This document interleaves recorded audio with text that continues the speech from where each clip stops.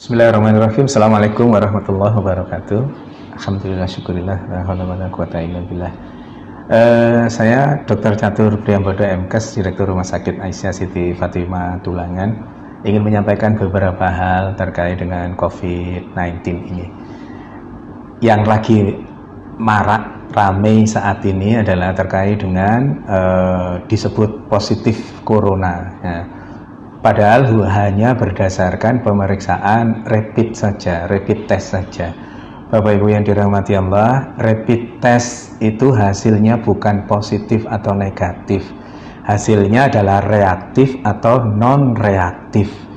Apabila hasil dari rapid test itu reaktif, itu menunjukkan bahwa tubuhnya sudah punya antibodi. Dalam konteks kaitan dengan virus corona ini, tubuhnya sudah punya antibodi terhadap virus, bukan spesifik hanya virus corona.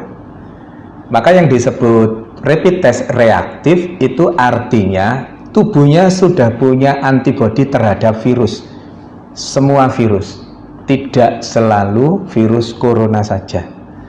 Yang berikutnya, kalau non reaktif artinya tubuhnya tidak punya antibodi terhadap virus itu. Diasumsikan karena tidak punya virus, tidak punya antibodi, maka virus itu belum masuk ke dalam dirinya, atau sudah masuk tapi belum menunjukkan virulensi virus yang hebat sehingga membuat reaktif itu.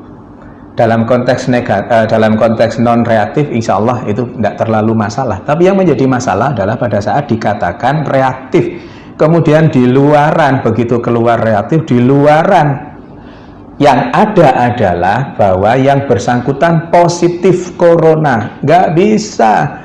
Positif tidaknya corona hanya bisa dilakukan pemeriksaan melalui pemeriksaan swab tenggorokan itu, atau PCR, polymerase chain reaction. PCR itu hanya pada saat ini hanya ada di pemerintahan, bisa di rumah sakit, bisa di Litbangkes dan seterusnya itu. Maka selama belum ada pemeriksaan PCR, jangan pernah mengatakan seseorang itu positif atau negatif virus corona. Karena apa? Karena efeknya sangat dahsyat. Efeknya seseorang yang dikatakan positif padahal rapid testnya yang reaktif, yang belum tentu itu virus corona, maka terus kemudian dampaknya sangat hebat bagi yang bersangkutan. Bukan hanya yang bersangkutan, tetapi keluarganya, tetangganya, semuanya ikut terdampak. Belum lagi nanti ada yang mengucilkan, belum lagi nanti kalau Allah takdirkan meninggal, terus kemudian jenazahnya ditolak hanya gara-gara rapid test yang dikatakan reaktif, yang belum tentu itu virus coronanya positif. Karena positif tidaknya seseorang terkait dengan virus corona hanya bisa didapatkan melalui pemeriksaan swab tenggorokan atau PCR itu.